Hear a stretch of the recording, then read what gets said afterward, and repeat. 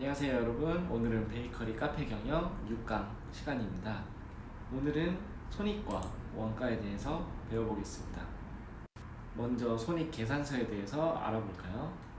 손익계산서란 일정 기간의 경영 성과를 나타내는 표로서, 여기서 경영 성과란 일정 기간의 수익, 손실 산정 및 순손실의 결정이라는 세 가지 과정이 포함된 것입니다.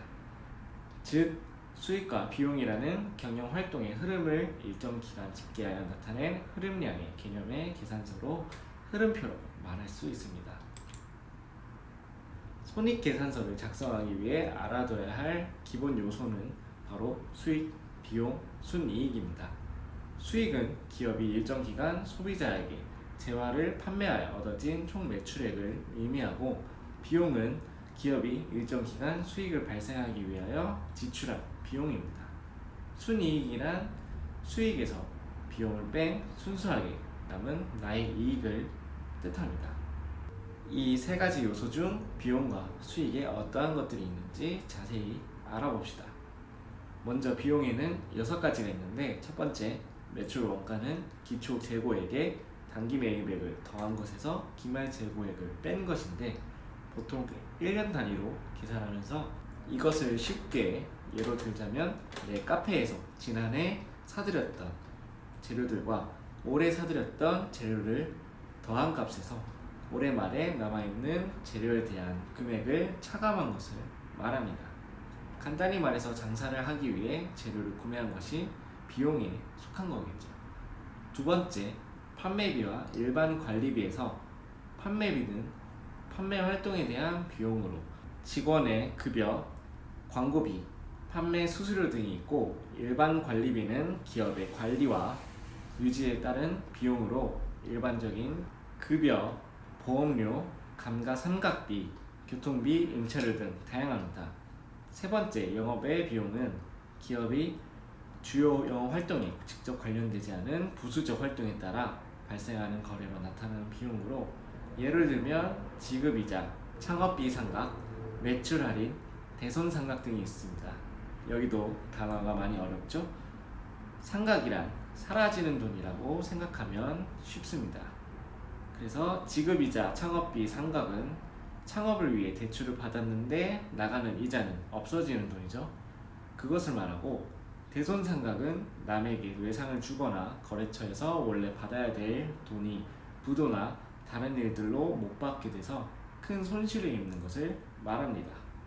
이 영업의 비용은 영업비가 아니라는 점에서 영업비인 판매, 관리비가 구별되고, 경상적 비용이라는 점에서 특별 손실과 구별됩니다. 네 번째, 특별 손실은 자산 처분 손실, 재해 손실과 같이 불규칙적이고 비반복적으로 발생하는 손실이고, 다섯 번째, 세금은 개인 사업자가 영업 활동을 해서 얻어진 소득을 바탕으로 내는 사업소득세와 법인이 내는 법인세가 있습니다. 마지막으로 부가가치세는 물품이나 용역이 생산, 제공, 유통되는 모든 단계에서 매출 금액 전액에 대하여 과세하지 않고 기업이 부과하는 가치, 즉 마진에 대해서만 과세하는 세금으로, 쉽게 얘기하면 내가 판매하는 아메리카노가 4,000원일 경우에 이 4,000원에 커피 원가가 들어가 있고, 종이컵, 뚜껑, 빨대 등등 여러가지 부수적인 재료들이 있겠죠. 그래서 이 전체적인 4,000원에 대한 세금이 아닌 순수한 내 마진, 이 4,000원에서 나에게 떨어지는 마진이 1,000원이라고 가정을 했을 때 이 1,000원에 대한 세금만 부과하는 것이 이 부가가치세입니다. 다음으로 수익에 대해 알아봅시다. 매출액은 상품 등의 판매와 서비스 제공으로 받은 금액을 말하며, 영업의 수익은 기업의 주요 영업 활동과 관련 없이 발생하는 수익으로, 카페 같은 경우에는 판매로 인한 수익이 아닌 모든 수익을 말하겠죠. 특별이익은 고정자산 처분 이익 등과 같이 불규칙적이고 비반복적으로 발생하는 이익입니다. 자, 지금까지 우리가 기본 요소에 대해 알아보았고, 이를 바탕으로 우리가 손익 여부를 판단하기 위해서는 손익분기점이라는 것을 알아야 하는데, 이 손익분기점이란 일정 기간의 매출액이 총 비용과 일치하는 점으로 매출액이 그 이하로 떨어지면 손해가 나고 그 이상으로 오르면 이익이 생기는 것을 말합니다. 이 표를 보면 이해가 쉬울 텐데 오픈 초기에는 비용이 많이 투입됨으로써 마이너스인 상황에 판매가 원활히 되면 대출이나 임대료 같은 지출을 메꾸고 투자 비용을 회수하는 순간이 바로 이 손익분기점입니다. 이 이후부터는 나타나는 매출이 온전히 나의 이익이 되는 부분이고, 이 분석에서는 비용을 고정비와 변동비로 나누어 매출액과의 관계를 검토해야 합니다. 이것을 계산하기 위해서는 계산식이 이렇게 표현이 되는데 아직은 많이 어려울 테니 지금은 이러한 공식이 있구나 라고만 알아두시면 됩니다. 여기서 변동비와 고정비란, 먼저 변동비는 매출이 증가함에 따라 같은 비율로 증가, 발생하는 비용이고, 고정비는 기업의 생산, 매출의 대소를 불문하고 발생하는 비용을 말합니다. 여기까지 손익 계산에 대한 주요 요소들을 알아보았고, 다음은 우리가 경영하면서 이것만큼은 꼭 알아둬야 할 원가에 대해서 배워봅시다. 원가란 어떤 제품을 만들기 위해 투입되는 금액을 말하는데, 이 원가를 계산하는 목적은 4가지로 나뉩니다.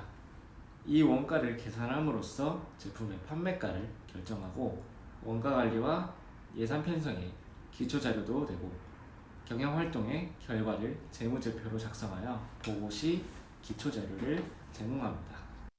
원가의 종류에는 무엇이 있을까요? 첫 번째, 재료비는 제품 제조에 사용되는 재료의 비용을 말하고, 두 번째, 노무비는 생산에 필요한 인건비라고 생각을 하시면 됩니다. 세 번째, 경비는 제품 제조를 위해 사용되는 재료비, 노무비 외에 말하는 기타 등등의 비용으로 전력비, 보험료, 수도세, 감가상각비와 같은 기타 비용들이 있습니다. 다음 원가의 구성 요소는 4가지로 나뉩니다. 직접 원가는 어떤 제품의 제조를 위해 소비된 비용으로 직접 재료비, 직접 노무비, 직접 경비가 있습니다. 두 번째, 제조 원가는 직접 원가에 제조 간접비를 합한 것으로 간접 재료비, 간접 노무비, 간접 경비가 있고요. 세 번째, 총 원가는 제조 원가에 판매 직간접비 및 일반 관리비를 합한 원가입니다. 네 번째, 판매 원가는 판매 가격으로 총 원가에 기업의 이익을 더한 가격입니다. 이러한 원가의 구성들을 간략하게 표현을 하자면 이렇게 공식으로 나타낼 수가 있습니다. 이렇게만 봐서는 감이 잘 안 오죠? 그래서 그림으로 알기 쉽게 준비해 보았습니다. 먼저 판매 가격은 총 원가와 나의 이익에 따른 부가가치세로 나뉘어지고요. 또 총 원가는 식재료비, 판매비와 관리비로 나뉩니다. 판매비와 관리비는 자세히 나누면 인건비, 임차료와 관리비, 감가상각비, 수도광열비, 광고비, 신용카드 수수료로 이렇게 나뉘어지는데, 이러한 구성만 알고 있다면 나중에 원가 계산과 경영에 큰 도움이 될 겁니다. 자, 원가가 무엇이고 어떤 요소들로 구성되어 있는지 알아보았다면 이제는 나의 이익을 높이기 위해 이 원가를 절감하는 법을 배워봅시다. 원가를 절감하기 위해서는 먼저 원재료의 원가를 줄이는 것이 우선입니다. 식재료를 구매함에 있어서 품질이 좋은 것을 구매하는 것도 좋지만 품질과 함께 가격도 저렴한 것이 좋겠죠. 품질과 가격의 중간점을 찾고 보관 시에도 체계적인 관리를 통해 재료가 버려지는 일을 줄이며 품질 관리를 통해 불량품을 줄입니다. 이 불량품은 카페의 경우에는 실수로 인해 음료나 빵 등 제품이 잘못 만들어져 폐기되는 것을 최소화하는 것을 말합니다. 이러한 불량률을 계산하기 위해서는 기술의 수준과 숙련도를 높이고 작업을 표준화하여 누구나 동일하고 준수하게 만들 수 있도록 점검해야 합니다. 원재료 값을 절약했다면 다음은 노무비의 절감으로 제품 제조 과정을 표준화하고 단순화하여 제조 시간을 단축시킵니다. 또 지속적인 직원 교육과 직원에게 적절하게 일을 배분함으로써 생산 능률을 향상시킵니다. 자, 이론을 배웠으니 이제 원가 계산을 같이 한번 해보도록 합시다. 우리가 카페에서 아이스 아메리카노를 만들 때 들어가는 원가를 계산하는 것으로 가정하면 들어가는 재료가 이렇게 대략적으로 나올 텐데 각각의 재료 단가를 우선적으로 적어봅시다. 여기서 물과 얼음은 보통 카페에선 제빙기와 정수물을 쓰겠지만 계산을 이해하기 쉽게 하기 위해 편의점에서 파는 상품들로 적었습니다.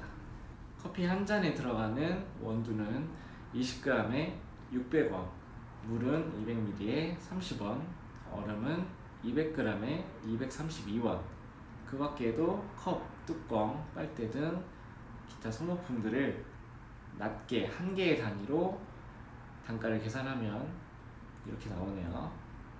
이것들을 다 더하면 총 합계는 1061원이 나옵니다. 이 1061원은 아이스 아메리카노 한 잔에 나오는 직접 재료비가 되겠네요. 이 직접 재료비와 노무비 1200원, 기타 감가상각비, 임차료, 수도 강열비가 포함된 경비 777원을 합하면 제조 원가가 3038원이 나옵니다.